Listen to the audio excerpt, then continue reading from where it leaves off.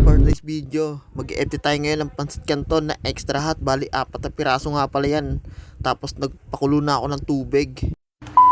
Siyempre masarap yan kung sasama mo na mainit na pandesal tapos tubig na malamig. Ayan, kita nyo naman. Ayan, mga kasama ko yan. Nung mainit na nga yung tubig, niligay ko na yung kanton. Bali, 4 na kanton nga pala yung iluluto natin. Lahat yan extra hot. Tingnan nyo naman, nag-uumapaw yan sa kaldero.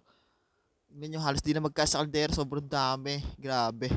Nung naluto na nga pala, dyan ko na rin pala lalagyan ng seasoning sa kaldero para iwas sa hugasin. Yan, kadami niya, no? Wow, ang sarap niyan. Init pa, nilalagyan ko ng seasoning. Kitang-kita na naman.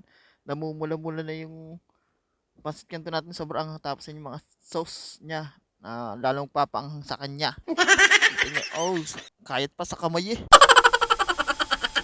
Pagkatapos kaya yan, hahaluin ko na yan. Kita niya naman, halong-halo yan. Kailangan natin haluin maigi yan kasi ang dami niyan eh. Oy, sarap.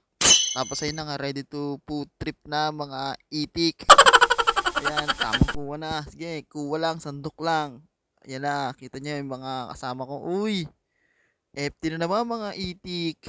Ano, naglagay na rin pala ako sa plato ko niya. No? Kita niyo naman, napakasarap niyan. Tapos may kasama pandesal.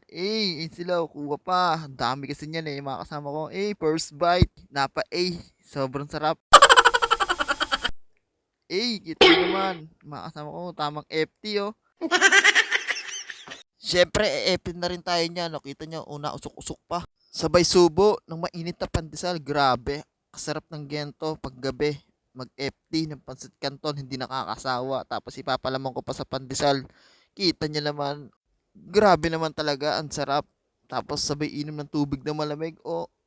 Sana all. Yun lang guys, salamat sa panonood nyo. Gago!